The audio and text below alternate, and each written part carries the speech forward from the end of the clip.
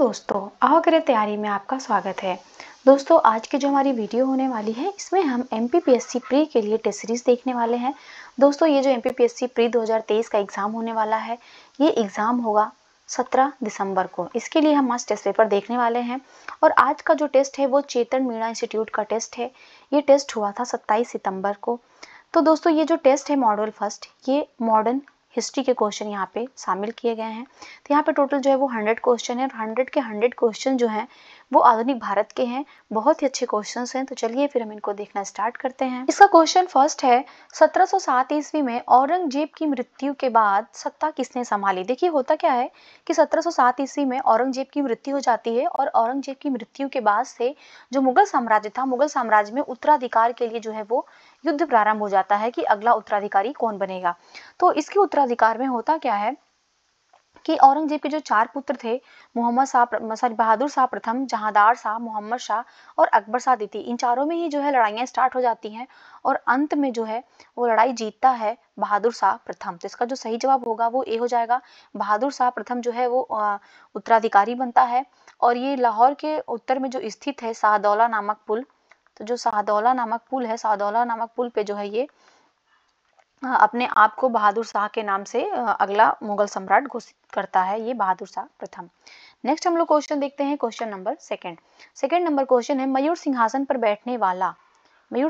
बैठने वाला अंतिम मुगल सम्राट कौन था। तो मयूर सिंहासन पर जो बैठने वाला अंतिम मुगल सम्राट था वो था मोहम्मद शाह। इसका सही जवाब भी हो जाएगा, मोहम्मद शाह था। देखिए ये जो मयूर सिंहासन था ना, इसका निर्माण किसने कराया था। देखिए इसका जो निर्माण कराया था वो शाहजहां ने करवाया था। शाहजहां जो इसका निर्माण करवाता है, परंतु इस पर जो बैठने वाला अंतिम मुगल होता है वो मोहम्मद शाह होता है। क्योंकि मोहम्मद शाह के समय में ही क्या होता है कि नादिर शाह का भारत में आक्रमण होता है। ये भी ध्यान रखिएगा, जो है नादिर शाह का भारत में आक्रमण होता है। और ये आक्रमण कब होता है, इसका डेट भी इंपॉर्टेंट है। 1739 ईस्वी में इसका आक्रमण होता है और इसने बहुत बुरी तरीके से दिल्ली को लूटता है, लोगों को बहुत परेशान करता है और ये बहुत सारा खजाना लूट के ले जाता है। साथ में जो ये तख्ते ताऊस है, जिसे मयूर सिंहासन कहा जाता है, ये भी अपने साथ ईरान ले जाता है। इसलिए इसमें बैठने वाला जो अंतिम मुगल सम्राट था वो मोहम्मद शाह था। नेक्स्ट हम लोग क्वेश्चन देखते हैं, question number third number question है, प्लासी के युद्ध के समय उत्तर मुगल शासक कौन था। देखिए पहली चीज तो प्लासी का युद्ध कब हुआ था ये भी पता होना चाहिए। तो प्लासी का जो युद्ध हुआ था वो 1757 ईस्वी में हुआ था और ये कहाँ पे हुआ था, तो जो बंगाल में जगह था, बंगाल का जो नवाब था सिराजुद्दौला, जो बंगाल का नवाब था सिराजुद्दौला और जो ईस्ट इंडिया कंपनी थी, इसी के मध्य जो है ये होता है। ईस्ट इंडिया की तरफ से जो क्लाइव इसमें रहता है और सिराजुद्दौला का जो अपना ही सेनापति होता है मीर जाफर, इसी ने ही इसको धोखा देता है और कई सारे लोग हैं जो धोखा देते हैं। इसी वजह से जो ये प्लासी का युद्ध सिराजुद्दौला हार जाता है। तो पूछ रहा है कि उसी के समय जो है वो मुगल सम्राट कौन था। तो देखिए उस समय जो मुगल सम्राट था प्लासी के युद्ध के समय वो था आलमगीर द्वितीय। इसका सही जवाब ये हो जाएगा, आलमगीर द्वितीय था। नेक्स्ट है क्वेश्चन नंबर 4 नंबर क्वेश्चन है, अंतिम मुगल शासक बहादुर शाह जफर की मृत्यु रंगून में किस वर्ष हुई थी। देखिए जो बहादुर शाह जफर था ये अंतिम मुगल शासक था। इसके साथ ही जब 1857 का विद्रोह हुआ था, 1857 में जब सैनिकों ने विद्रोह कर दिया था, उस समय जो है बहादुर शाह जफर को ही नेता घोषित किया गया था दिल्ली से कि हमारा जो बादशाह होगा वो बहादुर शाह जफर होगा। परंतु उसी समय होता क्या है कि इस विद्रोह पे वापस से जो है अंग्रेज काबू पा लेते हैं और बहादुर शाह जफर को पकड़ करके और उनको निर्वासित कर दिया जाता है और उनको रंगून भेज दिया जाता है। और वहाँ पे बहादुर शाह जफर और उनकी जो पत्नी थी बेगम जीनत महल, इन दोनों लोगों को ही रंगून भेज दिया जाता है। और वहां जाने के बाद से बहादुर शाह जफर की जो मृत्यु होती है वो 1862 में रंगून जेल में ही हो जाती है। तो इसका जो सही जवाब होगा वो सी हो जाएगा। नेक्स्ट है क्वेश्चन नंबर 5, शिवाजी का जन्म कब हुआ था और कब जो है उन्होंने छत्रपति की उपाधि धारण किया था। देखिए जो शिवाजी का जन्म होता है, इनका जन्म होता है 6 अप्रैल 1627 में। इनका जन्म 1627 में होता है 6 अप्रैल को। कहाँ पे, तो ये शिवनेर दुर्ग में होता है। और इनके पिता का क्या नाम था तो ये भी ध्यान रखिएगा। इनके जो पिता का नाम था वो शाहजी भोसले था और माता का नाम जो था वो जीजाबाई था। तो पिताजी का नाम जो था शाहजी भोसले था और माता का जो नाम था वो जीजाबाई था। और इनके जो गुरु थे, इनके गुरु का नाम था कोड़देव जो थे वो इनके गुरु थे। कब, ये ध्यान रखिएगा, 1674 में ये जो है रायगढ़ में जो काशी के प्रसिद्ध विद्वान थे श्री गंगा भट्ट, उनके द्वारा जो है वो अपना राज्याभिषेक करवाते हैं और यहीं पे जो है वो छत्रपति की उपाधि धारण करते हैं। तो ये 1674 में छत्रपति की उपाधि धारण करते हैं और इनका जो जन्म होता है वो 1627 में होता है। इस प्रकार जो सही जवाब होगा वो डी हो जाएगा। 1627 में जन्म और 1674 में उन्होंने छत्रपति शिवाजी की उपाधि धारण किया था। और उसी 1674 में ये रायगढ़ में जो काशी के प्रसिद्ध विद्वान थे, पूछता है कई बार एग्जाम में, तो उनका नाम था गंगा भट्ट, उन्होंने इनका राज्याभिषेक किया था। और शिवाजी ने जो है अपनी राजधानी कहाँ बनाया था तो ये भी ध्यान रखिएगा, इन्होंने अपनी राजधानी जो है वो रायगढ़ में बनाया था। नेक्स्ट क्वेश्चन नंबर 6, सूची 1 को सूची 2 से सुमेलित करना है और सही उत्तर का चयन करना है। तो यहाँ पे पदाधिकारी दिए हुए हैं और यहाँ पे कार्य दिया हुआ है उनके। देखिए यहाँ पे पेशवा है, अमात्य है, सचिव है, सुमंत है। ये नाम से ही लग रहा है कि मराठा साम्राज्य के जो मराठा में अष्टप्रधान व्यवस्था थी, जो मराठा की अष्टप्रधान व्यवस्था थी, उन्हीं अधिकारियों का ये नाम है। देखिए जो मराठा की अष्टप्रधान व्यवस्था थी ये मेनली जो शिवाजी ने इसको प्रारंभ किया था, तो ये शिवाजी के जो मंत्रिमंडल था जिसमें 8 लोग होते थे उसी को अष्टप्रधान कहा जाता था और यही लोग जो है वो प्रशासन चलाने में मदद करते थे। तो उन्हीं अधिकारियों का नाम है यहाँ पे। तो देखिए इसमें जो सबसे मुख्य होता था पेशवा। पेशवा क्या होता था, तो ये सामान्य जो प्रशासन देखता था ये पेशवा देखता था। अमात्य क्या होता था, तो अमात्य जो उनका मंत्री होता था, अमात्य वो एक तरीके से वो राजस्व अधिकारी होता था, आय और व्यय का प्रभाग देखता था ये। सचिव, सचिव को देखो चिटनीस भी कहा जाता था, तो ये भी ध्यान रखिएगा, सचिव को जो है वो चिटनीस भी कहा जाता था। और इसका क्या कार्य होता था, तो ये राजा के जो पत्राचार और जो गृह मामले होते थे वो चिटनीस देखता था। सुमंत, सुमंत क्या देखता था, तो ये विदेश संबंधी मामले देखता था। तो इसका जो सही जवाब होगा वो 1 2 3 4 20 का सही जवाब हो जाएगा। इसके अलावा भी कौन कौन अधिकारी बचे, तो एक बचा है सर ए नौबत। देखिए जो सर ए नौबत होता था एक अधिकारी, ये क्या देखता था, तो ये सैन्य प्रधान होता था। सैन्य प्रधान कौन होता था, तो ये सर ए नौबत होता था। इसके अलावा वाकया नवीस, जो वाकया नवीस है, वाकया नवीस क्या करता था, तो ये जो सूचना गुप्तचार एवं जो संधि विग्रह होता था ये सारे काम जो है वाकया नवीस देखता था। इसके अलावा पंडित राव होता था। पंडित राव का क्या काम था, तो ये धार्मिक मामलों को देखता था, धार्मिक कार्य करता था पंडित राव। इसके बाद जो है एक बचता है न्यायाधीश। तो न्यायाधीश क्या करता था, तो न्यायाधीश का काम था जो भी न्याय करना होता था, न्याय का कार्य जो है ना न्यायाधीश देखता था। नेक्स्ट हम लोग क्वेश्चन देखते हैं, क्वेश्चन नंबर 7 नंबर क्वेश्चन है, बाजीराव प्रथम ने मुंगी सिवा गांव की संधि, मुंगी सिव गांव की संधि किसके साथ की थी। तो यहाँ पे देखिए बाजीराव प्रथम पूछ रहा है, तो ये जो मुंगी सिव गांव की जो संधि हुई थी ये हुआ था बाजीराव प्रथम का जब युद्ध होता है पालखेड़ा का युद्ध। ये ध्यान रखिएगा, जो पालखेड़ा का युद्ध होता है 7 मार्च 1728 को ये युद्ध होता है, 7 मार्च 1728 को युद्ध होता है। और ये युद्ध जो होता है वो हैदराबाद के निजाम आसफ शाह के साथ होता है। तो इसका जो सही जवाब होगा वो ए हो जाएगा, इन्हीं के साथ ये युद्ध होता है। और इस युद्ध में जो है वो निजाम हार जाते हैं, निजाम की जो है वो हार हो जाती है और मुंगी सिव गांव की संधि होता है। तो ये इंपॉर्टेंट है, ध्यान रखिएगा, जो मुंगी सिव गांव की संधि है वो बाजीराव प्रथम के साथ हुआ था। पालखेड़ा का ये युद्ध था, इसमें हैदराबाद के निजाम शाह के साथ था, जिसमें जो हैदराबाद के निजाम है उनकी हार हो जाती है। नेक्स्ट हम लोग क्वेश्चन देखते हैं, क्वेश्चन नंबर 8 नंबर क्वेश्चन है, 2 मोती विलीन हो गए, 22 सोने की मुहरें लुप्त हो गई और चांदी एवं तांबे की तो पूरी गणना ही नहीं की जा सकती। यह 18वीं शताब्दी के द्वितीयार्ध के युद्ध में एक भारतीय शक्ति के पराभव का कूट संकेत था। यह भारतीय कौन था। देखिए ये जो बातें कही गई हैं ये है मराठाओं के बारे में। जब पानीपत तृतीय युद्ध होता है, ध्यान रखिए, जब पानीपत का जो तृतीय युद्ध होता है ये कब होता है, तो इसका डेट भी याद रखिएगा, ये होता है 14 जनवरी 1761 को। तो इस समय जब ये युद्ध होता है इसमें मराठा लड़ते हैं, एक तरफ तो मराठा रहते हैं और दूसरी तरफ रहता है अहमद शाह अब्दाली।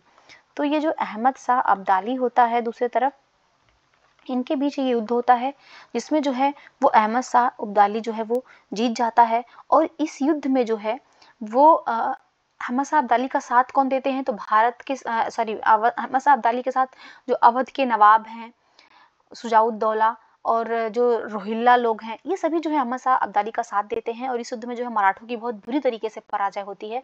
इसी पराजय का जो संकेत भेजने के लिए ये स्टेटमेंट को प्रयोग किया गया था।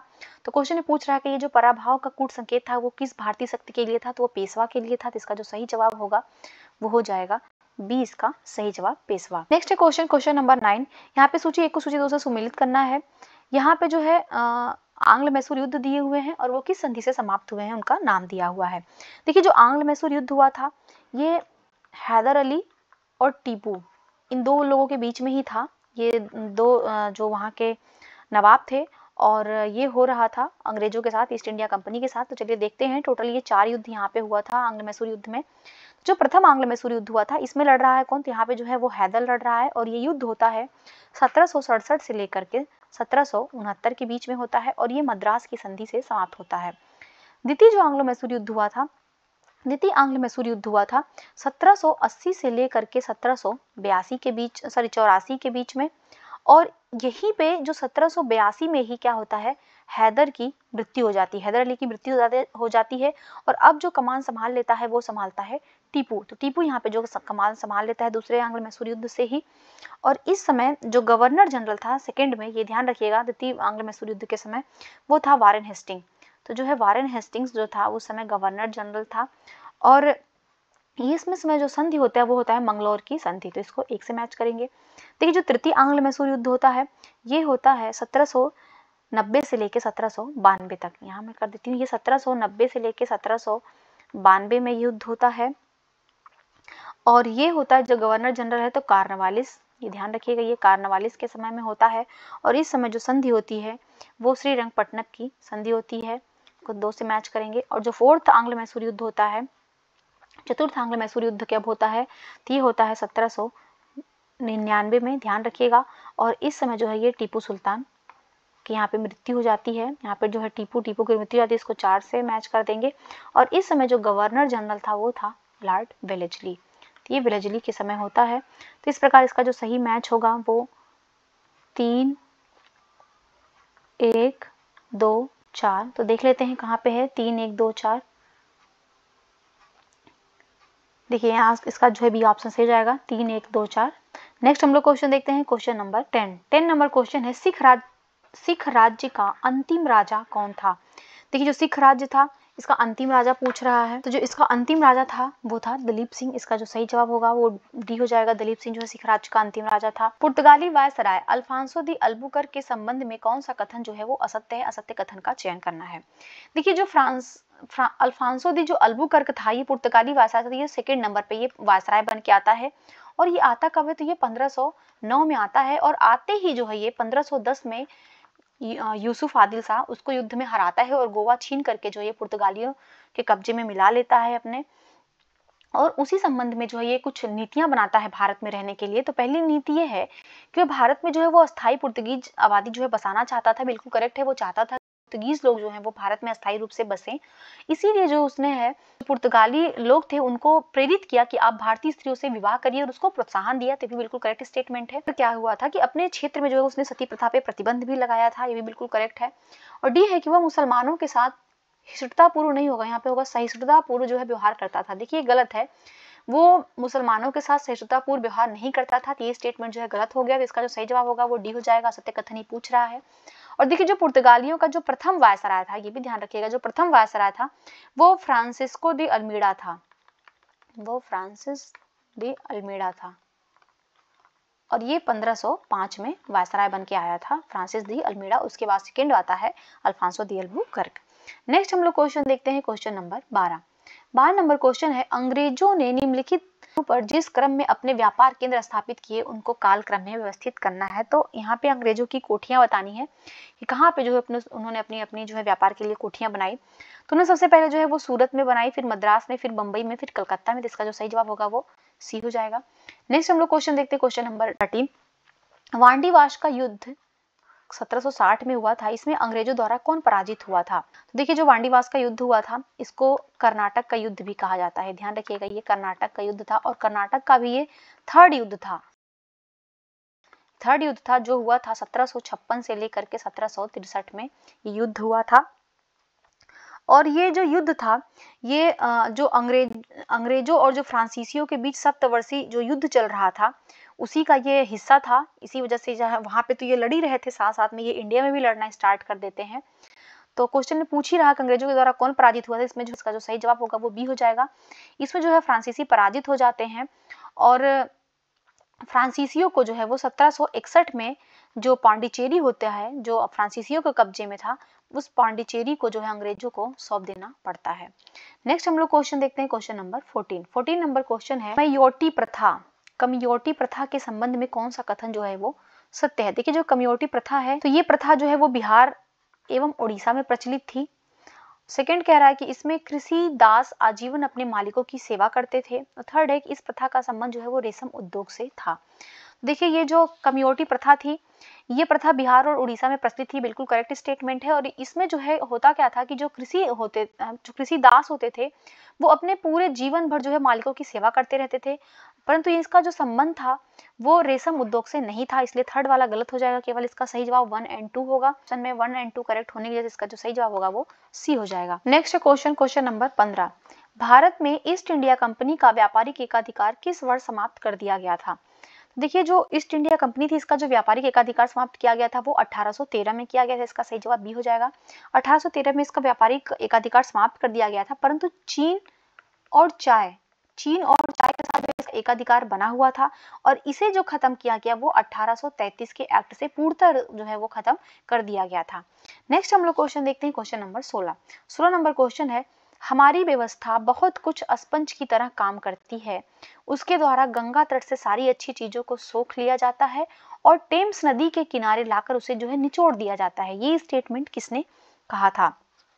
देखिए ये बहुत ही प्रसिद्ध स्टेटमेंट है। हमेशा ये स्टेटमेंट जो है वो ईस्ट इंडिया कंपनी के बारे में कहा गया है। जो ईस्ट इंडिया कंपनी जो है भारत में जो अपना भारत से एक तरफा जो उसका मुक्त व्यापार चलता था, जो शोषण हुआ भारत से, उसी के बारे में कहा जाता था कि ये यहाँ से जो है गंगा तट से अर्थात जो भारत के जो भी यहाँ से अच्छी चीज़ों को वो सोख लेती थी और टेम्स अर्थात लंदन में जा करके जो भी अच्छी चीज़ें यहाँ से सोख के ले जाती थी उसको वहाँ पे निचोड़ देती थी। अर्थात लंदन जो है फल फूल रहा था और एक तरीके से देखा जाए जो भारत था, गंगा नदी का जो एरिया था वो सूख रहा था। तो ये स्टेटमेंट दिया किसने था, तो ये दिया था जॉन सुलिवान ने। इसका सही जवाब ए हो जाएगा, ये जॉन सुलिवान का स्टेटमेंट। नेक्स्ट हम लोग क्वेश्चन देखते हैं, क्वेश्चन नंबर 17। नेक्स्ट है क्वेश्चन नंबर 17, तेभागा कृषक आंदोलन निम्नलिखित में से कहां पे हुआ था। देखिए जो तेभागा कृषक आंदोलन है ये हुआ था बंगाल में, ये बंगाल में हुआ था। ये 1940 में ये आंदोलन हुआ था। वहां पे होता क्या है कि जो बटाईदार थे वो अपने जोतदारों के विरुद्ध ही आंदोलन प्रारंभ करते हैं। उनकी मांग होती है कि जो बटाईदार थे अर्थात जो किसान थे उनको 2/3 हिस्सा जो है वो दिया जाए, था जो भी फसल हो रही है उस फसल का जो 2/3 हिस्सा है वो इन बटाईदारों को दिया जाए। इस वजह से जो है इन लोगों ने आंदोलन चलाया था। और इस आंदोलन में जो सबसे प्रमुख भूमिका निभाई थी वो बंगाल जो किसान सभा थी उसने बहुत प्रमुख भूमिका निभाई थी इस आंदोलन में।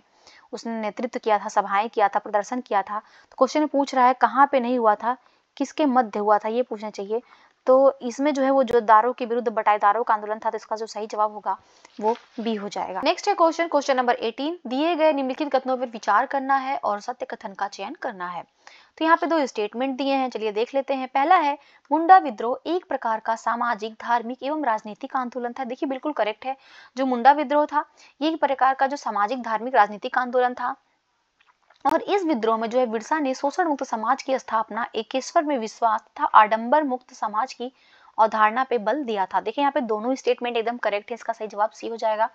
देखिए जो मुंडा विद्रोह हुआ था ना ये 1899 से लेके ये 1900 के बीच में ये कहाँ पे होता था, जो बंगाल प्रेसिडेंसी जो झारखंड राज्य था, तो जो झारखंड राज्य है वहां पे ये आंदोलन हुआ था।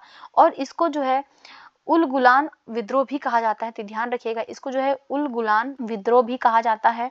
और इसका जो मुख्य कारण था वो दीकू लोग थे, जो दीकू एवं जमींदार थे उनके द्वारा जो शोषण किया जाता था, उनका जो शोषण जो उत्पीड़न होता था उसी के विरोध में ये आंदोलन को जो है वो बिरसा मुंडा ने प्रारंभ किया था। तो इसका सही जवाब जो है वो दोनों स्टेटमेंट ये करेक्ट है यहाँ पे। नेक्स्ट हम लोग क्वेश्चन देखते हैं, क्वेश्चन नंबर 19 नंबर क्वेश्चन है सूची 1 को सूची 2 से सम्मिलित करना। यहाँ पे कुछ विद्रोह दिए हुए हैं। देखिए चुआर विद्रोह, तो चुआर विद्रोह कब हुआ था, तो चुआर विद्रोह हुआ था 1668 में। और ये बंगाल के जो जंगल महल था, वेस्ट बंगाल और झारखंड वाला एरिया, वहाँ के जो आदिवासी जमींदार थे, सरदार थे, उन सभी लोगों ने मिल करके जो ईस्ट इंडिया कंपनी है उसके खिलाफ विद्रोह किया था। उसमें वो जल जंगल जमीन के बचाव के लिए जो है आवाज उठाए थे, तो इसी को जो है चुआर विद्रोह कहा जाता है। तो ये कब हुआ था, 1768 में हुआ था। उसके बाद होता है कोल विद्रोह, तो ये कोल विद्रोह जो होता है वो 1831 में होता है। और ये झारखंड की जो कोल जनजाति थी उसके द्वारा जो है जो अंग्रेजी सरकार थी उसके खिलाफ विद्रोह किया जाता है। और भेल विद्रोह होता है 1945 में। और वर्ली विद्रोह जो होता है ये होता है 18 में। और वर्ली विद्रोह जो है ये महाराष्ट्र के ठाणे में वर्ली में जो है आदिवासी विद्रोह वहाँ पे हुआ था। इसका जो मैच हम लोग देखेंगे वो हो जाएगा 4 3 2 1। तो इसका जो सही जवाब होगा वो ए इसका सही जवाब हो जाएगा। Next question, question number 20। 1784 ईस्वी में कलकत्ता में एशियाटिक सोसाइटी ऑफ बंगाल स्थापित करने का क्या उद्देश्य था? देखिए, जो एशियाटिक सोसाइटी ऑफ बंगाल की स्थापना होती है वो 1784 में होती है और ये विलियम जोन्स के सहयोग से होती है। तो ये जो है विलियम जोन्स के सहयोग से होती है। उस समय जो गवर्नर जनरल होता है वो वारेन हेस्टिंग्स होता है। ये भी ध्यान रखिएगा, उस समय जो गवर्नर जनरल होता है वो वारेन हेस्टिंग्स होता है। और इसका जो उद्देश्य था वो यही उद्देश्य था कि भारतीय भाषाओं और जो धर्मग्रंथ है उनका अध्ययन करना और उनके अध्ययन को प्रोत्साहन देना। तो इसका जो सही जवाब होगा वो बी हो जाएगा। और इसी समय जब इसकी स्थापना होती है तो यहाँ से जो भारत की जो प्राचीन पुस्तकें होती हैं उनका अनुवाद स्टार्ट होता है।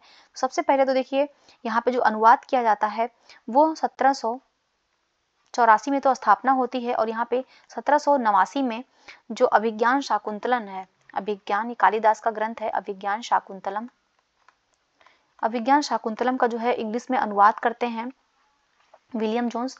और उसके बाद से 1794 में मनुस्मृति का इंग्लिश में अनुवाद होता है।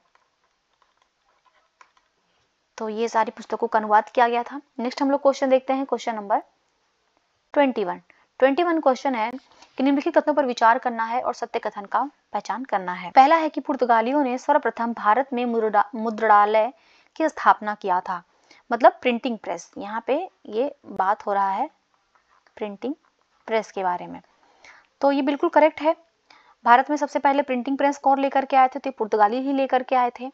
सेकंड है कि 1557 ईस्वी में सर्वप्रथम गोवा में पादरियों ने पुस्तकें छापी थी। तो ये बिल्कुल करेक्ट है कि सबसे पहले जो पुस्तकें छपी थी वो पादरियों ने छापी थी, वो भी गोवा में।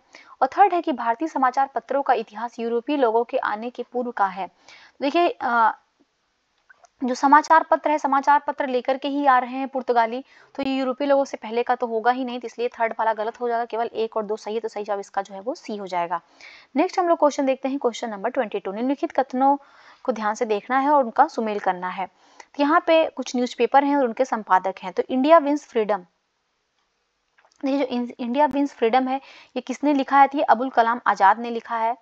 और बहिष्कृत भारत किसकी रचना है? तो ये बी.आर. अम्बेडकर की रचना है। और यंग इंडिया किसकी रचना है? तो यंग इंडिया जो है एनी बेसेंट की रचना है। और न्यू इंडिया जो है ये महात्मा गांधी की है। तो इसका जो सही मैच हो जाएगा वो 2 1 3 4 होगा। तो इसका जो सही जवाब होगा वो ए हो जाएगा। Next question, question number 23। यहाँ पे सूची 1 को सूची 2 से सुमेलित करना है। तो यहाँ पे जो है कुछ स्टेटमेंट दिए हुए हैं और ये जो स्टेटमेंट है ये 1857 का जो विद्रोह हुआ था उसी विद्रोह के बारे में है। तो देखते हैं टी.आर. होम्स ने क्या कहा था 1857 के विद्रोह को। तो टी.आर. होम्स ने कहा था कि ये जो 1857 का विद्रोह है ये बर्बरता एवं सभ्यता के बीच का युद्ध है। तो इसको जो है वो 4 से मैच कर देंगे।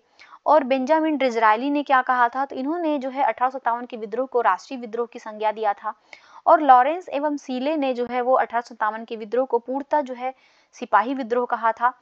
और रीज ने जो है इसको धर्मांधों का ईसाइयों के विरुद्ध जो है विद्रोह कहा था। तो इसको 1 से मैच करेंगे। तो इसका जो सही जवाब हो जाएगा वो हो जाएगा 4 3 2 1। तो सी इसका जो है वो सही जवाब हो जाएगा। नेक्स्ट हम लोग क्वेश्चन देखते हैं, क्वेश्चन नंबर 24 नंबर क्वेश्चन है, नाना साहब का वास्तविक नाम क्या था? देखिए नाना साहब का वास्तविक नाम पूछ रहा है। तो देखिए इनका जो वास्तविक नाम था वो धोधू पंत था। इसका सही जवाब ये हो जाएगा। नाना साहब ये जो कानपुर में जो है इन्होंने 1857 के विद्रोह में वहां से जो है कमान संभाली थी नाना साहब ने। नेक्स्ट है क्वेश्चन, क्वेश्चन नंबर 25। 1857 के विद्रोह के दिनों में इनमें से किसे जो है वो डंका साह के नाम से भी जाना जाता है? देखिए जो डंका साह के नाम से जाना जाता है वो मौलवी अहमदुल्ला साह को जाना जाता है। इसका जो सही जवाब होगा वो बी हो जाएगा। जो मौलवी अहमदुल्ला साह थे इन्होंने कहाँ से कमान संभाला था? तो ये भी ध्यान रखिएगा, ये फैजाबाद, ये जो है फैजाबाद से इन्होंने विद्रोह का नेतृत्व किया था। नेक्स्ट हम लोग क्वेश्चन देखते हैं, question number 26। Next 26 number question है, भारतीय राष्ट्रवाद ब्रिटिश राज का शिशु था, यह कथन किसका है? देखिए स्टेटमेंट है कि भारतीय राष्ट्रवाद ब्रिटिश राज का शिशु था। ये स्टेटमेंट है आर कोपलैंड का। इसका सही जवाब बी हो जाएगा। नेक्स्ट है question, question number 27। Jana Gana मन पहली बार किस अवसर पर गाया गया था? देखिए जो जन गण मन को जब पहली बार गाया गया था तो ये गाया गया था भारतीय राष्ट्रीय कांग्रेस का अधिवेशन 1911 में। इसका सही जवाब सी हो जाएगा। ये अधिवेशन कहाँ पे हुआ था? तो जो ये अधिवेशन हुआ था ये कलकत्ता में हुआ था और इसके जो अध्यक्ष थे, इसके अध्यक्ष जो थे वो बिशन नारायण धर थे। तो ये ध्यान रखिएगा, बिशन नारायण धर जो है वो इसके अध्यक्ष थे। उसी समय जो है इसे गाया गया था और वर्तमान में जो है ये भारत का राष्ट्रगान है। भारत का जो है ये राष्ट्रगान है और इसको भारत ने जो भारत की संविधान सभा है उसने इसको कब अपनाया था? तो ये डेट भी इंपॉर्टेंट है। तो ये 24 जनवरी 1950 को जो है इसको राष्ट्रगान के रूप में अपनाया गया था। और इसको लिखा किसने है? तो ये रविंद्रनाथ टैगोर के द्वारा रचित है। रविंद्रनाथ टैगोर ने जो है इसको लिखा है। रविंद्रनाथ टैगोर को नोबेल पुरस्कार भी मिल चुका है, इसलिए इसका जो सही जवाब होगा वो सी हो जाएगा। नेक्स्ट है क्वेश्चन नंबर 28। भारतीय राष्ट्रीय कांग्रेस के संबंध में निम्न कथनों एवं संबंधित व्यक्तियों को सुमेलित करना है। देखिए जो भारतीय राष्ट्रीय कांग्रेस की स्थापना कब हुआ था? तो इसकी स्थापना जो 1885 में हुआ था, डफरिन के समय में। डफरिन उस समय जो है गवर्नर जनरल था, लॉर्ड डफरिन के समय में जो है इसकी स्थापना होती है। और कांग्रेस को लोग क्या कहते हैं, कुछ व्यक्ति हैं तो उन्हीं को मैच करना है। कुछ कथन है यहाँ पे। तो पहला है, कांग्रेस के लोग पदों के भूखे हैं। और 3 दिनों का तमाशा किसने कांग्रेस को कहा है? और किसने कहा है कि वह जनता के उस अल्पसंख्यक वर्ग का प्रतिनिधित्व करती है जिसकी संख्या सूक्ष्म है। और डी वाला ऑप्शन इधर है कि यदि वर्ष में एक बार हम मेढक की तरह टर्राएं तो हमें कुछ नहीं मिलेगा। तो ये सारे स्टेटमेंट देखते हैं किसने क्या कहा है। यहाँ पे नाम भी दिया, जैसे बाल गंगाधर तिलक है, लॉर्ड डफरिन है, अश्वनी कुमार दत्त हैं और बंकिम चंद्र चटर्जी है। तो देखते हैं किसने क्या कहा है। देखिए, कांग्रेस के लोग पदों के भूखे हैं। देखिए, कांग्रेस के लोग पदों के भूखे हैं, ये स्टेटमेंट दिया था बंकिम चंद्र चटर्जी ने। ध्यान रखिएगा, ये जो कहा है ये बंकिम चंद्र चटर्जी ने बोला है। तो इसको तो 4 से मैच करेंगे। और 3 दिन का तमाशा किसने कहा है? तो देखिए 3 दिन का तमाशा जो कहा है वो अश्वनी कुमार दत्त ने कहा है। तो यहाँ पे देखिए 3 दिन का तमाशा किसने कहा है? तो वो अश्वनी कुमार दत्त ने जो है वो कांग्रेस को 3 दिन का तमाशा कहा है। और वह जनता के उस अल्पसंख्यक वर्ग का प्रतिनिधित्व करती है जिसकी संख्या सूक्ष्म है, ये कांग्रेस को कहा है लॉर्ड डफरिन ने। तो इसको जो है वो डफरिन ने कहा है, इसको 2 से मैच करेंगे। और जो लास्ट बचा है कि यदि वर्ष में हम एक बार मेढक की भात कर रहे हैं तो हमें कुछ नहीं मिलेगा, ये स्टेटमेंट जो है कांग्रेस के बारे में कहा है बाल गंगाधर तिलक ने। तो इसका जो हम मैच देखेंगे, इसका जो सही आंसर हो जाएगा 4, 3, 2, 1।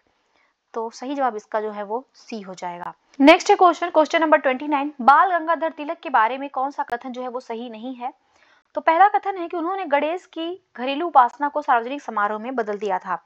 देखिए ये बिल्कुल करेक्ट स्टेटमेंट है, क्योंकि बाल गंगाधर तिलक ने ही जो है वो गणेश उत्सव और शिवाजी उत्सव, इन्होंने 2 उत्सव प्रारंभ किया था। एक थी गणेश उत्सव, गणेश पूजा, और एक इसके अलावा जो था वो शिवाजी उत्सव।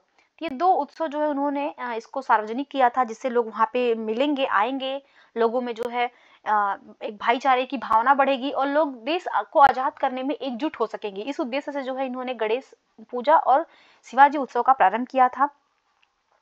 और ये प्रारंभ कब किया था तो ये भी ध्यान रखिएगा, ये इन्होंने किया था 1894 ईस्वी में। और सेकंड है कि उन्होंने पूना में न्यू इंग्लिश स्कूल आरंभ किया था। देखिए ये भी बिल्कुल सही है कि उन्होंने जो है पूना में न्यू इंग्लिश स्कूल खोला था। और सी है कि उन्हें जो है वो 1897 ईस्वी में 18 मास का कड़ा कारावास हो गया था। तो ये भी बिल्कुल करेक्ट है। उनको जो है देशद्रोह के आरोप में उनको गिरफ्तार कर लिया जाता है और उनको जो 18 महीने के लिए जो है जेल में डाल दिया जाता है। और डी है कि उन्होंने मराठी में मराठा नामक समाचार पत्र का प्रकाशन किया था। देखिए ये स्टेटमेंट सही नहीं है, क्योंकि उनका जो समाचार पत्र था केसरी, इनका ये जो केसरी समाचार पत्र था ये मराठी भाषा में छपता था। तो इस वजह से जो है डी वाला गलत हो जाएगा। तो इसका सही जवाब जो है वो डी हो जाएगा, गलत जवाब ही पूछ रहा है। और देखिए जो बाल गंगाधर तिलक है, इनको लोकमान्य बाल गंगाधर तिलक कहा जाता था। तो इनको जो लोकमान्य की उपाधि किसने दिया था? तो इनको रविंद्रनाथ टैगोर ने जो है वो लोकमान्य की उपाधि दिया था। नेक्स्ट हम लोग क्वेश्चन देखते हैं, क्वेश्चन नंबर 30 नंबर क्वेश्चन है, वर्ष 1907 में सूरत में भारतीय राष्ट्रीय कांग्रेस का विभाजन का मुख्य कारण क्या था? देखिए जो कांग्रेस है ये 2 दलों में टूट जाती है, एक चरमपंथी दल और नरमपंथी दल में विभाजन हो जाता है। और ये विभाजन होता है 1907 के सूरत अधिवेशन में। तो पहली चीज तो ये ध्यान रखना है कि ये जो सूरत अधिवेशन हुआ था इसके अध्यक्ष कौन थे? इसके अध्यक्ष जो थे वो रास बिहारी घोष थे। रास बिहारी जो घोष है वो इसके अध्यक्ष थे। और यहाँ पे जो पार्टी टूटती है 2 विचारधाराओं का जन्म होता है। तो इनका मुख्य कारण क्या था? तो इसका जो मुख्य कारण भी था वो यही था कि अंग्रेजी सरकार के साथ जो है नरमपंथियों की वार्ता करने की क्षमता के बारे में जो चरमपंथी थे उनको विश्वास नहीं था, उनके विश्वास में अभाव था। वो नहीं चाहते थे कि आप उनसे निवेदन करिए। जो नरमपंथी लोग थे वो दया याचना रिक्वेस्ट करते थे, परंतु जो चरमपंथी थे वो चाहते थे कि नहीं, जो है एक क्रांति का रूप लिया जाए या एक तरीके से उग्र होकर के अपनी चीज़ों को मनवाया जाए। इस वजह से ये दो विचारधाराओं को लेकर के इनमें टकराव होता है और 1907 के सूरत अधिवेशन में जो है कांग्रेस का विभाजन हो जाता है। तो यहाँ पे इसका जो सही जवाब होगा वो बी हो जाएगा। नेक्स्ट क्वेश्चन है क्वेश्चन नंबर 32। लंदन में इंडिया हाउस के संस्थापक कौन है? देखिए, जो लंदन में इंडिया हाउस की स्थापना किया था ये श्यामजी कृष्ण वर्मा ने किया था। सही जवाब इसका ये हो जाएगा। ये 1905 में इन्होंने जो है किया था। ये वही दौर था जब भारतीय स्वतंत्रता संग्राम में उग्र राष्ट्रवाद जो है वो एक प्रबल राजनीतिक ताकत के रूप में उभर रहा था और इसी समय जो है बंगाल विभाजन भी हुआ था। इससे जो है भारत के जो क्रांतिकारी युवा थे वो नाराज थे और उनके अंदर जो है एक बदले की भावना दौड़ रही थी। इसी उद्देश्य से जो है ये लोग इकट्ठा होते हैं और लंदन में जो है इंडिया हाउस की स्थापना करते हैं, क्योंकि जहाँ एक तरफ देखा जाए तो जो कांग्रेस थी वो स्वाधीनता प्राप्ति के लिए निवेदन करती थी, याचना करती थी, प्रार्थना करती थी, परंतु ये युवा लोग बिल्कुल नहीं चाहते थे, उनको विश्वास ही नहीं था उन चीज़ों में। इसीलिए जो है वो चाहते थे कि उनको फटाफट जो है कैसे भी करके देश से उनको बाहर खदेड़ा जाए और स्वराज की प्राप्ति किया जाए, चाहे उसके लिए भले ही हमें हिंसा का सहारा लेना पड़े। Next question number 33। कांग्रेस ने खिलाफत आंदोलन का समर्थन किया था। देखिए, कांग्रेस ने जो है खिलाफत आंदोलन का समर्थन किया था। तो पहले तो खिलाफत आंदोलन देख लेते हैं। तो ये आंदोलन हुआ था 1919 से लेकर के 1922 के बीच में। और जो अली बंधु मोहम्मद अली और शौकत अली, इन्होंने जो है इसको प्रारंभ किया था और ये एक ब्रिटिश विरोधी आंदोलन था। इसमें जो मौलाना अबुल कलाम आजाद हो गए, गांधी जी हो गए, इन सभी लोगों का समर्थन था इस आंदोलन को। इसका जो मुख्य उद्देश्य था कि जो ऑटोमान साम्राज्य का रक्षा करना और उनके खिलाफत को बनाए रखना। इसीलिए जो है वो लोग ब्रिटिश के विरोध में इस आंदोलन को चलाए थे, क्योंकि जो ब्रिटिश लोग थे वो तुर्की खलीफा का जो पद था उसको समाप्त कर रहे थे, परंतु ये खिलाफत के लोग जो थे वो चाहते थे कि उस पद का बना रहे। इस वजह से ये आंदोलन चलाया गया था। तो देख लेते हैं स्टेटमेंट। खलीफा की पुनः स्थापना के लिए, बिल्कुल खलीफा को पुनः स्थापित करने के लिए आंदोलन चला रहे थे, खलीफा को हटाने के लिए नहीं, ये तो गलत हो जाएगा। थर्ड है मुसलमानों की सहानुभूति प्राप्त करने के लिए, बिल्कुल वो चाहते थे कि मुसलमान जो है वो अपना सहयोग दे, जिसके सहयोग से जो ऑटोमन साम्राज्य में जो है वो जो खलीफा का पद है उसको पुनः स्थापित किया जाए। और कांग्रेस में जिन्ना को हाशिए पर लाने के लिए, देखिए ऐसी कोई बात ही नहीं थी। तो इसका जो सही जवाब होगा वो 1 और 3 सही स्टेटमेंट है, तो सही जवाब इसका ए हो जाएगा।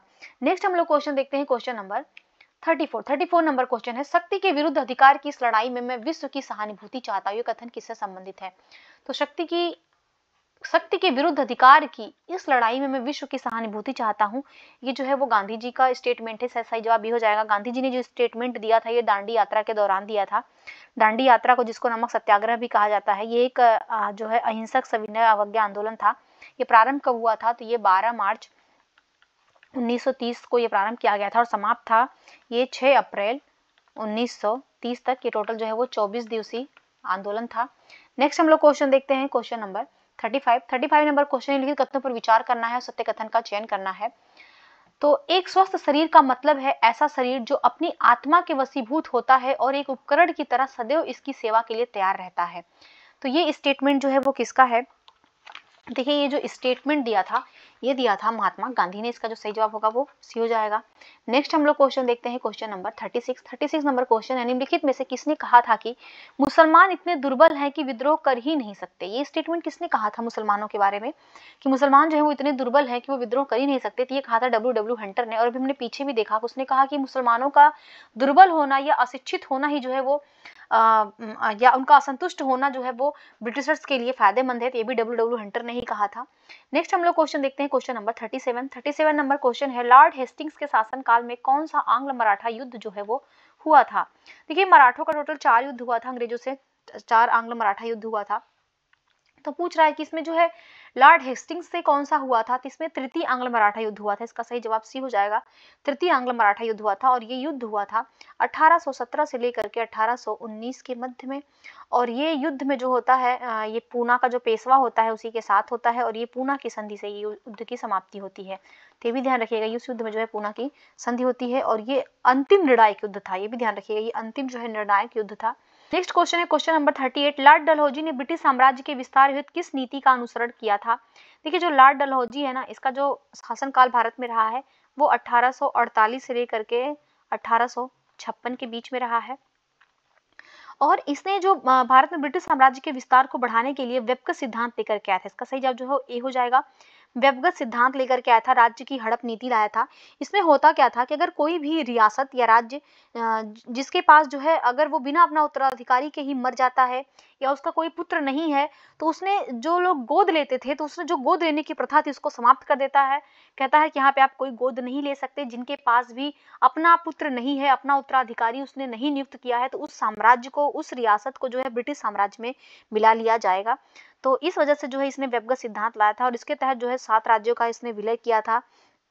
जैसे सतारा हो गए, झांसी हो गया, अवध हो गया, मराठा हो गए, कई सारे थे। तो इन सभी लोगों को जो है व्यवगत सिद्धांत के तहत शामिल किया गया था। और देखिए सहायक संधि किसने लेके आया था? सहायक संधि जो थी वो बेलेजली की सहायक संधि थी। Next question number 39। Lord Lytton के काल में घटने वाली घटनाओं में कौन जो है वो सुमिलित नहीं है? देखिए जो लॉर्ड लिटन का कार्यकाल रहा है ये 1876 से लेकर के 1880 के मध्य रहा है। और इसके समय में जो है वो वर्नाक्युलर प्रेस एक्ट पारित होता है, भारतीय शस्त्र अधिनियम पारित होता है और राज उपाधि अधिनियम 1876 पारित होता है। परंतु जो वैधानिक नागरिक सेवा है ये इसके समय पारित नहीं होता, इसलिए इसका जो सही जवाब होगा वो सी हो जाएगा। Next question number 41। Lord Mountbatten plan की घोषणा कब की गई थी? देखिए जो लॉर्ड माउंटबेटन प्लान है ना, इसकी घोषणा किया गया था 3 जून 1947 को। इसका सही जवाब ए हो जाएगा। इस प्लान में होता क्या है कि जो भारत की जो राजनीतिक समस्या थी उसके समाधान के लिए एक रूपरेखा तैयार की गई थी इसमें, जिसमें कहा गया था कि जो भारत और पाकिस्तान का विभाजन हो जाएगा और 15 अगस्त 1947 को भारत और पाकिस्तान दोनों को जो है सत्ता हस्तांतरित कर दी जाएगी। ऐसा जो है इस प्लान में डिसाइड किया गया था। नेक्स्ट हम लोग क्वेश्चन देखते हैं क्वेश्चन नंबर 42 नंबर क्वेश्चन है नई दिल्ली शहर के रूपांकन में कौन शामिल था? देखिए जो नई दिल्ली शहर का निर्माण कराया था उसका रूपरेखा उसको किसने उसका कार्य किया था? तो वो कार्य किया था एडवर्ड लुटियंस और हर्बर्ट बेकर ने। इसका जो सही जवाब होगा वो ए हो जाएगा इसका सही जवाब। नेक्स्ट है क्वेश्चन नंबर 43। प्रत्यक्ष कार्रवाई दिवस मनाए जाने के पीछे क्या कारण था?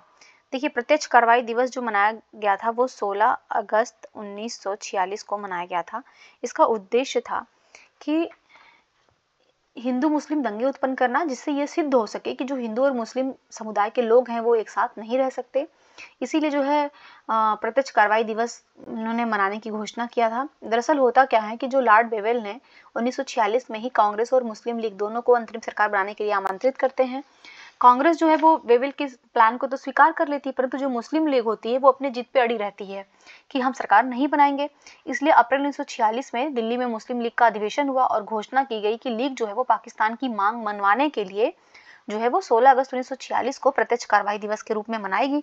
और इसी के परिणाम स्वरूप जो है कलकत्ता में इतना ज़्यादा हिंसा रक्तपात हुआ कि कलकत्ता का जो नोआखाली दंगा है जहाँ पे बहुत सारे निर्दोष लोग मारे गए थे, जहाँ पे गांधी जी जाते हैं अनशन करते हैं, तब जाकर के वहाँ पे ये नरसंहार रुकता है। तो इसका जो सही जवाब होगा वो सी हो जाएगा कि संविधान सभा के चुनाव के बाद जो पाकिस्तान की मांग है इसको मनवाने के लिए ही जो है प्रत्यक्ष कार्रवाई दिवस के रूप में मनाना था।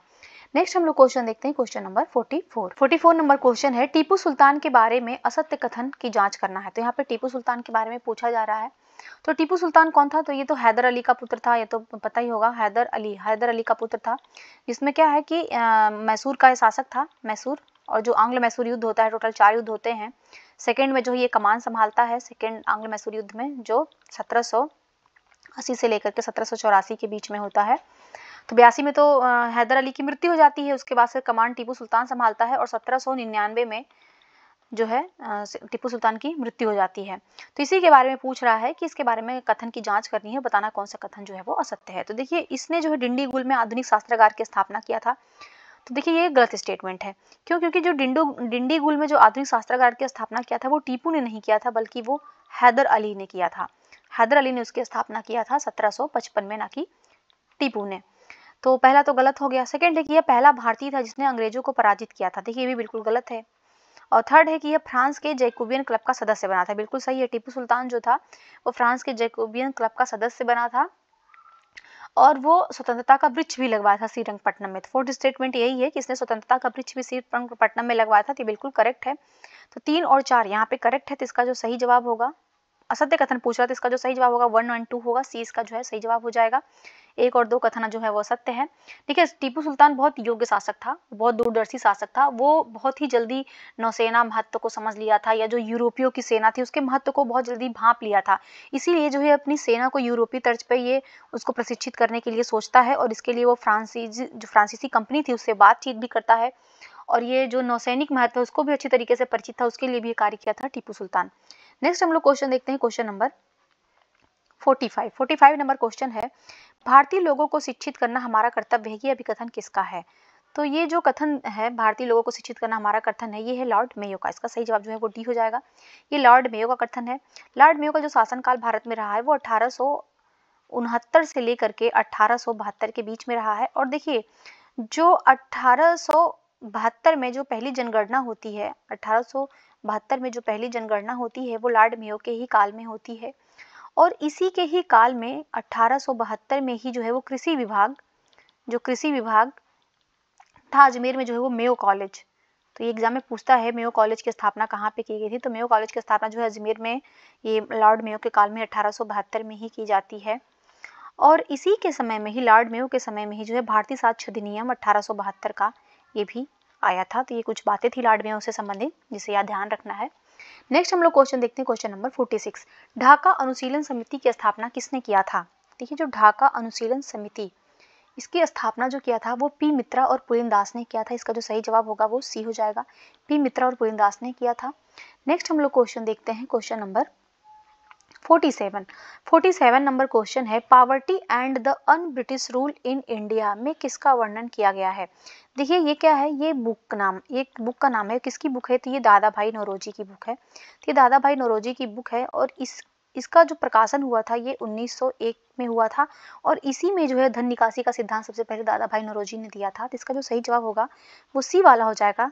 इसमें जो है ड्रेन ऑफ वेल्थ थ्योरी दिया गया है, poverty and the un British rule in India, जो कि 1901 में प्रकाशित हुई थी और दादा भाई नौरोजी की पुस्तक है। नेक्स्ट हम लोग क्वेश्चन देखते हैं, क्वेश्चन नंबर 48 नंबर क्वेश्चन है, वायसराय लॉर्ड इरविन के शासनकाल में निम्नलिखित में से कौन सी महत्वपूर्ण घटनाएं जो है वो घटी थी? तो यहाँ पे लॉर्ड इरविन के शासनकाल के बारे में देखना है कौन सी घटनाएं जो है वो घटी थी। तो देखिए यहाँ पे है गोलमेज सम्मेलन। तो देखिए जो गोलमेज सम्मेलन है ना, सिर्फ पहला गोलमेज सम्मेलन जो है वो इरविन के समय में था। जो पहला गोलमेज सम्मेलन हुआ था वो 1930 में हुआ था, पहला वाला। क्योंकि इरविन का जो शासन काल ही रहा है वो 1926 से लेके 1931 के बीच में रहा है। और जो प्रथम गोलमेज सम्मेलन हुआ था वो 1930 में हुआ था। और मैकडोनाल्ड अवार्ड, देखिए जो मैकडोनाल्ड अवार्ड की घोषणा किया था, ये जो पीएम थे, ब्रिटिश पीएम थे जो रैमसे मैकडोनाल्ड, उन्हीं के द्वारा ये योजना बनाया गया था कि सांप्रदायिक पुरस्कार इसको कहते हैं। और इसकी घोषणा जो हुआ था वो गोलमेज सम्मेलन समाप्त होने के बाद हुआ था, 1930-32 के बीच में हुआ था। तो उस समय जो है वो लॉर्ड इरविन जो है वो वायसराय नहीं रहते हैं, तो इसमें ये तो गलत हो जाएगा।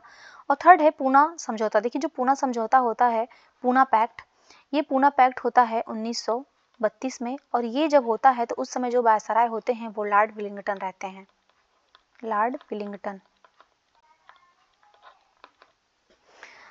तो इसका जो सही जवाब होगा वो केवल एक सही है, तो ए इसका सही जवाब होगा। इसके अलावा भी देख लेते हैं हम लोग कि लॉर्ड इरविन के टाइम में क्या क्या चीज़ें हुई है। देखिए लॉर्ड इरविन में क्या है ना, साइमन कमीशन आया है। तो जो साइमन कमीशन आया था 1927 का, लॉर्ड इरविन के समय में ही आया था। इसके अलावा जो है बटलर कमीशन आया था 1927 का, बटलर कमीशन आया था। इसके अलावा जो है वो नेहरू रिपोर्ट आया था इसके समय में, नेहरू रिपोर्ट। ये कब की है? तो ये भी 1928 की नेहरू रिपोर्ट है। दीपावली घोषणा इसी से संबंधित है, ये दीपावली घोषणा होता है 1929 में, वो भी इसी से संबंधित है। जो कांग्रेस लाहौर अधिवेशन होता है जिसमें पूर्ण स्वराज की मांग करते हैं, वो भी इसी से संबंधित है। और दांडी मार्च या सविनय अवज्ञा जो होता है वो भी। और गांधी इरविन पैक्ट, तो जो गांधी इरविन पैक्ट होता है 1931 का, वो भी जो है लॉर्ड इरविन से संबंधित है। नेक्स्ट हम लोग क्वेश्चन देखते हैं, क्वेश्चन नंबर 49 नंबर क्वेश्चन है, ब्रिटिश भारतीय वायसराय लॉर्ड मिंटो के शासनकाल में किस भारतीय की नियुक्ति गवर्नर जनरल की काउंसिल के सदस्य के रूप में की गई थी? देखिए जो लॉर्ड मिंटो का कार्यकाल था ना, ये था कर्जन के बाद ये भारत में आता है, और ये 1905 से लेकर के 1910 के बीच में जो है इसका कार्यकाल होता है। और इसी को लॉर्ड मिंटो को ही जो है वो सांप्रदायिक निर्वाचन का जनक माना जाता है। क्यों? क्योंकि जो मार्ले मिंटो रिफॉर्म आया था 1909 का, जो भारत परिषद अधिनियम था, तो भारत प्रथम जो अधिनियम था उसमें ये घोषणा किया गया कि पहली बार जो है वो चुनाव प्रणाली को मान्यता दी जाएगी, चुनाव प्रणाली होगा और जो गवर्नर जनरल की काउंसिल होगी उससे पहली बार जो है भारतीय को भी प्रतिनिधित्व दिया जाएगा। ये बातें की गई थी जो 1909 का एक्ट था और इसी में कहा गया था कि मुसलमानों के लिए जो है पृथक निर्वाचन कराए जाएंगे। तो इसलिए जो है इसको लॉर्ड मिंटो को जो है सांप्रदायिकता का जनक कहा जाता है। और जो इसके काउंसिल में पहला भारतीय शामिल हुआ था वो थे एसपी सिन्हा। इसका सही जवाब ए हो जाएगा, एसपी सिन्हा, सत्येंद्र प्रसाद सिन्हा को शामिल किया गया था। इसका सही जवाब ए हो जाएगा। नेक्स्ट हम लोग क्वेश्चन देखते हैं, क्वेश्चन नंबर 50 नंबर क्वेश्चन है, मुंबई के विक्टोरिया टर्मिनल का निर्माण किस शैली में किया गया है? देखिए जो मुंबई का विक्टोरिया टर्मिनल है इसका जो निर्माण किया गया है वो नव गॉथिक शैली में किया गया है। इसका सही जवाब भी हो जाएगा, नव गॉथिक शैली। देखिए जो नव गॉथिक शैली है इसका जो जन्म हुआ था ना वो मध्ययुगीन यूरोपीय वास्तुकला की ये शैली है और ये 12वीं शताब्दी के मध्य में ये फ्रांस में जो है वहाँ पे ये इसका जन्म हुआ था। और इसमें इसके तर्ज पे मुंबई में बहुत सी इमारतें बनाई गई, जैसे मुंबई का सचिवालय हो गया, विश्वविद्यालय हो गया, हाई कोर्ट हो गया, ये सारी चीज़ें जो है बनाई गई थी। इसकी विशेषता मेनली होती थी कि इसकी ऊंची ऊंची छतें होती थी, नोकदार मेहराब होते थे, बहुत बारीकी से साज सज्जा का काम किया जाता था। तो ये सभी जो है नवगॉथिक शैली की विशेषताएं थी और 50 का जो सही जवाब होगा वो बी हो जाएगा। नेक्स्ट है क्वेश्चन नंबर 51, दास प्रथा का अंत 1834 के अधिनियम 5 के द्वारा किस गवर्नर जनरल के शासनकाल में किया गया था? देखिए जो दास प्रथा का अंत हुआ था 1843 में और ये भी इंपॉर्टेंट है कि ये अधिनियम 5 के तहत किया गया था। उस समय जो गवर्नर जनरल था वो लॉर्ड एलन बरो था। इसका जो सही जवाब होगा वो सी हो जाएगा। नेक्स्ट है क्वेश्चन नंबर 52, निम्नलिखित में से किसने न्यायिक सुधार में विलियम बेंटिक की मदद किया था? देखिए जो विलियम बेंटिक थे ये भारत के प्रथम गवर्नर जनरल थे, भी ध्यान रखिएगा, ये भारत के जो है फर्स्ट गवर्नर जनरल थे और इन्होंने जो है बहुत सारे सुधार किए थे, जैसे इन्होंने सती प्रथा पर प्रतिबंध लगाया था, ये भी बहुत इंपॉर्टेंट है, ध्यान रखिएगा। जो सती प्रथा को समाप्त किया था विलियम बेंटिक ने ही 1829 में इन्होंने किया था और उसकी धारा भी पूछता है तो धारा 17 के तहत जो है सती प्रथा को समाप्त किया गया था। और विलियम बेंटिक की ही जो मदद से 1830 में, ध्यान रखिएगा 1830 में जो कर्नल स्लीमैन थे उन्हीं की सहायता से विलियम बेंटिक ने जो है ठगी प्रथा का समाप्त करता है। तो भी ध्यान रखिएगा, जो ठगी प्रथा का खत्म करता है विलियम बेंटिक। और जो न्याय के क्षेत्र में सुधार करता है उसमें चार्ल्स मेटकाफ हो गए, वटरबर्थ हो गए और हार्ट मैकेंजी, इन सभी की सहायता से करता है। तो इसका जो सही जवाब होगा वो डी हो जाएगा, ये सभी जो है। नेक्स्ट क्वेश्चन नंबर 53, भारत में वर्ष 1918 में प्रथम मजदूर संघ की स्थापना किया था। देखिए जो प्रथम मजदूर संघ बना था 1818 में, ये बना था अप्रैल 1818 में। और ये जो मद्रास में गठन किया गया था labour union, Madras labour union, उसी को आमतौर पर जो है भारत का पहला ट्रेड यूनियन माना जाता है। तो इसके जो अध्यक्ष थे वो वीपी पाड़िया थे जो एनी बेसेंट के सहयोगी थे। तो उसका सही जवाब जो है वो सी हो जाएगा। नेक्स्ट हम लोग क्वेश्चन देखते हैं, क्वेश्चन नंबर 54, निम्न में से संथाल विद्रोह कब हुआ था? देखिए जो संथाल विद्रोह हुआ था ये 1855-56 में हुआ था। सही जवाब इसका डी हो जाएगा। और इसके जो नेता थे, संथाल विद्रोह के जो नेता थे ये दो भाई थे, सिद्धू और कान्हू। तो ध्यान रखिएगा इनके जो नेता थे वो सिद्धू और कान्हू जो है नेता थे। ये झारखंड राज्य में ये आंदोलन हुआ था, संथाल विद्रोह, आदिवासी आंदोलन था ये। Next question number 55, Lord Curzon द्वारा 1905 में किया गया बंगाल विभाजन किस वर्ष रद्द हुआ? देखिए बंगाल विभाजन जो है वो लॉर्ड कर्जन द्वारा 1905 में किया जाता है क्योंकि उस समय जो बंगाल था वो राजनीतिक चेतना का केंद्र बन जाता है। तो और वापस जब इस विभाजन को रद्द किया गया वो किया गया था लॉर्ड हार्डिंग के द्वारा। उस समय जो गवर्नर जनरल था लॉर्ड हार्डिंग, ध्यान रखिएगा, लॉर्ड हार्डिंग के द्वारा 1911 में जो है इसको रद्द किया जाता है। तो इसका सही जवाब है ए हो जाएगा। नेक्स्ट क्वेश्चन नंबर 56, शिवाजी के अष्टप्रधान में निम्नलिखित में से कौन अधिकारी थे? तो शिवाजी की जो अष्टप्रधान व्यवस्था थी ये सहायता करती थी, उनको परामर्श देती थी। ये 8 मंत्रियों की परिषद थी जो प्रशासन चलाने में मदद करती थी। इसमें जो प्रत्येक मंत्री होता था वो अपने विभाग का प्रमुख होता था और इसकी जो नियुक्ति है वो शिवाजी ही करते थे। तो इसको याद करने की एक ट्रिक है, ट्रिक देख लेते हैं। तो वो ट्रिक है, सर आपके वाक्य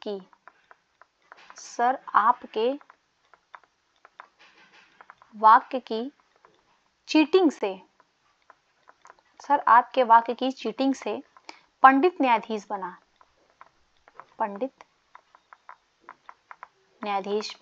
ये इनकी एक ट्रिक है जिसमें सर, तो यहाँ पे सा से हो जाएगा सरे नौबत, सर से जो है सरे नौबत, आ से हो जाएगा अमात्य और प से हो जाएगा पेशवा और वाक से हो जाएगा वाक्यानवीस, चीटिंग से हो जाएगा चिटनिस, शेष हो जाएगा सुमंत, पंडित से हो जाएगा पंडित राव और न्यायाधीश से न्यायाधीश। तो यहाँ पे टोटल जो है ये 8 अधिकारी थे। तो इसमें जो है मजूमदार का नाम कहीं नहीं आता है, तो इसका जो सही जवाब हो जाएगा वो 2, 3, 4 हो जाएगा। 20 का जो है वो सही जवाब हो जाएगा। Next question, question number 57, east India company के किस गवर्नर को औरंगजेब के दौरान निष्कासित किया गया था? तो देखिए जो ईस्ट इंडिया कंपनी का गवर्नर था सर जॉन चाइल्ड। इससे सर जॉन चाइल्ड और औरंगजेब के मध्य जो है युद्ध होता है, उसमें इस युद्ध को जो है जंग चाइल्ड भी कहा जाता है। और इसमें जो है औरंगजेब जॉन चाइल्ड को बाहर निकालता है, तो सही जवाब इसका बी हो जाएगा। Next question, question number 58, Lucknow में 1857 के विद्रोह का दमन किसने किया था? तो जो लखनऊ में 1857 का विद्रोह हुआ था, इसका दमन किया था जनरल कैंपबेल ने। इसका सही जवाब जो है वो ए हो जाएगा। विलियम टेलर ने जो है वो बिहार का किया था, और ह्यूरो जो है वो झांसी का दमन करता है। झांसी ग्वालियर का दमन जो है वो ह्यूरोज करता है। नेक्स्ट क्वेश्चन, क्वेश्चन नंबर 59, बसीन की संधि किसके बीच हुई थी? देखिए ये संधि होती है ये 31 दिसंबर 1802 को होती है। ये अंग्रेज और बाजीराव द्वितीय के बीच होती है। इसका सही जवाब ए हो जाएगा। इसमें होता क्या है कि पेशवा को अपने यहाँ ब्रिटिश सेना की टुकड़ी रखने और उनके खर्चों के लिए जो है 26 लाख रुपए वार्षिक देने की इसमें बोला जाता है कि आप जो है इतना रुपए 26 लाख रुपए जो आपको वार्षिक देना पड़ेगा। Next question, question number 60 number question है, निम्नलिखित में से कौन एक जो है वो सही सुमेलित है? तो यहाँ पे कुछ समाचार पत्र हैं और उनके नाम देखिए। महात्मा गांधी का समाचार पत्र मूक नायक नहीं है, ये बिल्कुल सुमेलित नहीं है। मूक नायक किसका है? तो ये बी.आर. अम्बेडकर का समाचार पत्र है। तो ये बी.आर. अम्बेडकर का समाचार पत्र है, ना कि ये महात्मा गांधी का है। और बाल गंगाधर तिलक का यंग इंडिया नहीं है। यंग इंडिया किसका है? ध्यान रखिएगा, यंग इंडिया जो है ये गांधी जी का है। तो ये गांधी जी का समाचार पत्र है। और एनी बेसेंट का जो है वो कॉमनवेल्थ है, बिल्कुल सही सुमेलित है। सही पूछ भी रहा है तो सही जवाब इसका सी हो जाएगा। और डी है कि बी.आर. अम्बेडकर का केसरी नहीं है, ध्यान रखिएगा। केसरी किसका समाचार पत्र था? तो केसरी जो है वो बाल गंगाधर तिलक का था, और ये मराठी भाषा में छपने वाला समाचार पत्र था।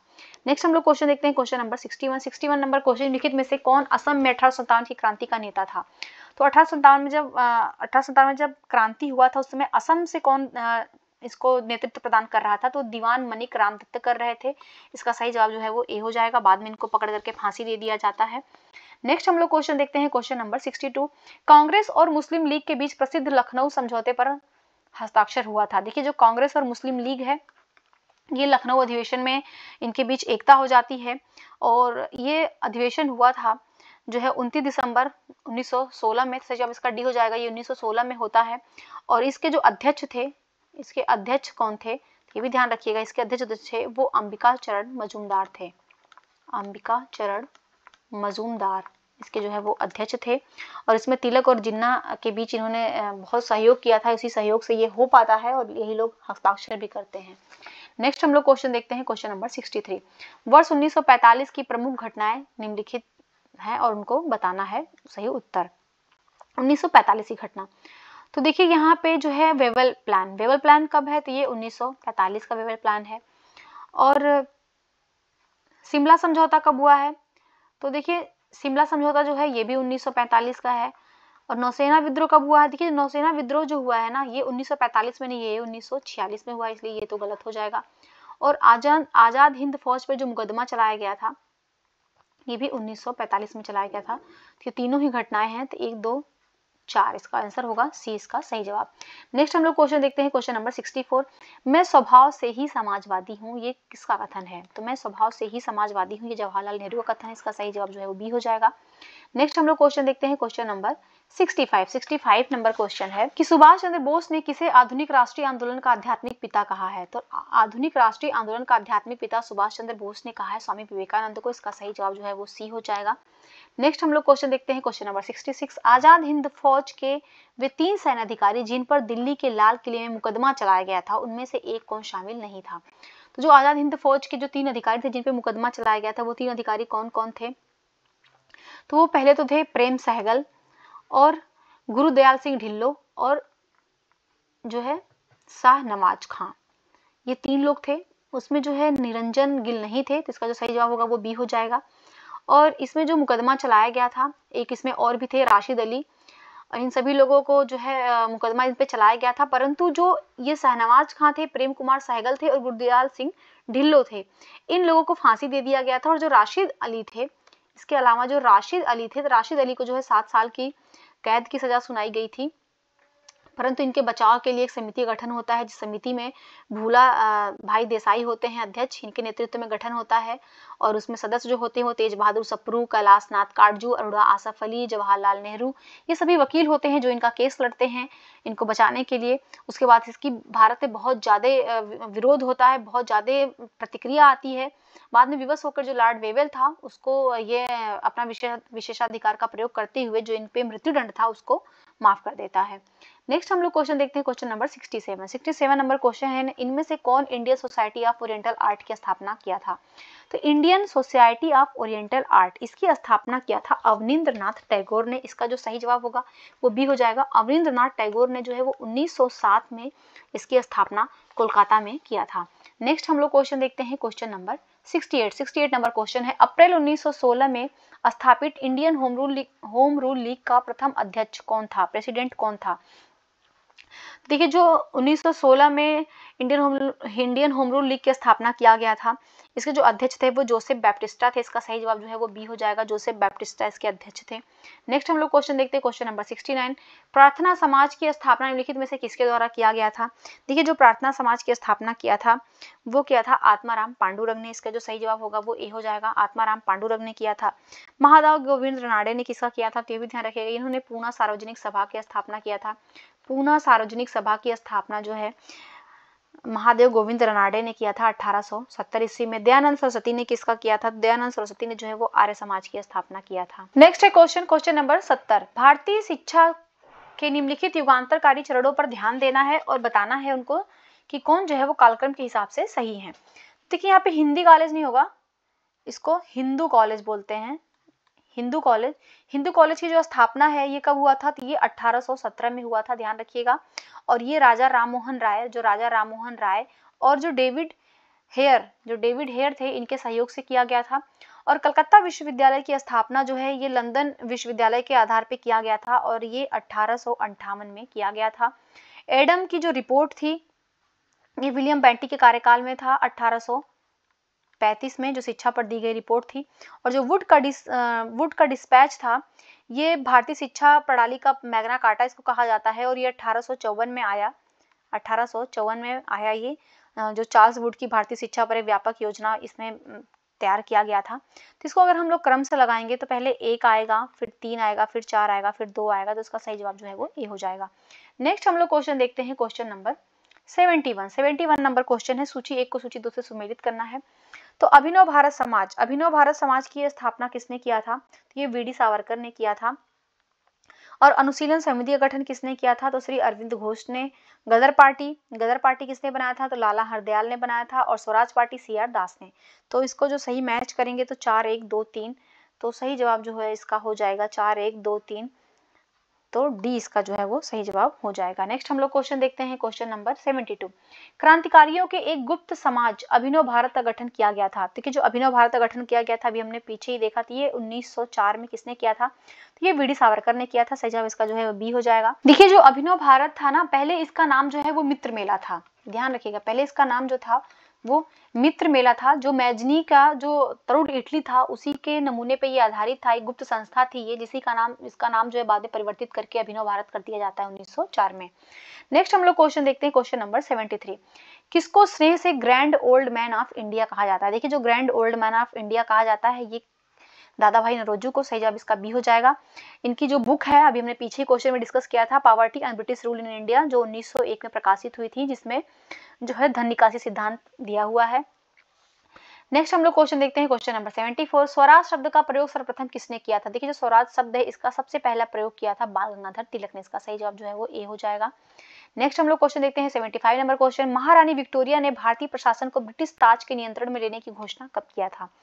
देखिए जो पहले जो ब्रिटिश भारत था इसको ईस्ट इंडिया कंपनी संभालती थी। बाद में जो है 1857 का जब विद्रोह होता है उसके बाद से जो 1858 का जो एक्ट आता है, इससे जो वहाँ का भारत का जो शासन होता है, वो जो ब्रिटिश क्राउन होता है वो डायरेक्ट अपने हाथ में ले लेता है, कंपनी से हट करके वो अब क्राउन को स्थानांतरित हो जाता है। तो इसका जो सही जवाब होगा वो हो जाएगा 1 नवंबर 1858, ये इसका सही जवाब हो जाएगा।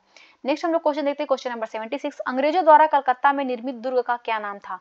तो अंग्रेजों ने जो कलकत्ता में दुर्ग का निर्माण करवाया था उसको फोर्ट विलियम कहा जाता था, इसका सही जवाब जो है वो सी हो जाएगा।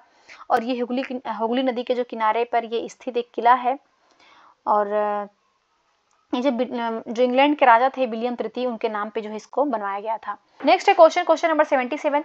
पश्चिमी भारत में डीके कर्वे का नाम किस संदर्भ में आता है? देखिए जो डीके कर्वे थे इनका पूरा नाम था महर्षि डॉक्टर धोधो केशव कर्वे। ये जो है एक प्रसिद्ध समाज सुधारक थे। उन्होंने जो है महिला शिक्षा और विधवा विवाह के लिए बहुत ज्यादा कार्य किया था, तो इसका जो सही जवाब होगा वो डी हो जाएगा। इन्होंने जो है मुंबई में, ध्यान रखिएगा, इन्होंने जो है वो मुंबई में SNDT महिला विश्वविद्यालय भी स्थापित करते हैं।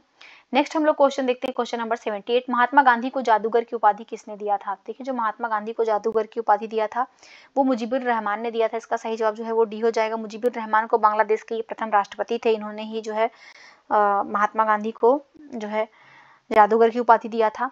और महात्मा गांधी को महात्मा की उपाधि किसने दिया था? तो ये रविन्द्रनाथ टैगोर ने दिया था। महात्मा की उपाधि रविन्द्रनाथ टैगोर ने दिया था। और इनको राष्ट्रपिता किसने कहा था, ये भी ध्यान रखिएगा। तो इनको जो राष्ट्रपिता कहा था वो सुभाष चंद्र बोस ने जो है राष्ट्रपिता कहा था।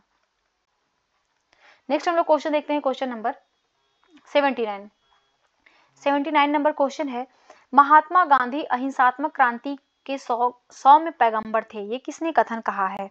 देखिए जो स्टेटमेंट है ये लॉरी कॉलिंसन ने कहा है, इसका सही जवाब जो है वो बी हो जाएगा। 80 नंबर क्वेश्चन देखते हैं, कांग्रेस केवल सूक्ष्मदर्शी अल्पसंख्यक का प्रतिनिधित्व करती है, कथन किसने कहा है? तो ये कथन कहा है डफरिन ने, इसका सही जवाब जो है वो ए हो जाएगा, डफरिन। और डफरिन के समय में ही जो कांग्रेस की स्थापना होती है 1885 में। नेक्स्ट हम लोग क्वेश्चन देखते हैं, क्वेश्चन नंबर 81। सूची 1 को सूची 2 से सुमेलित करना है।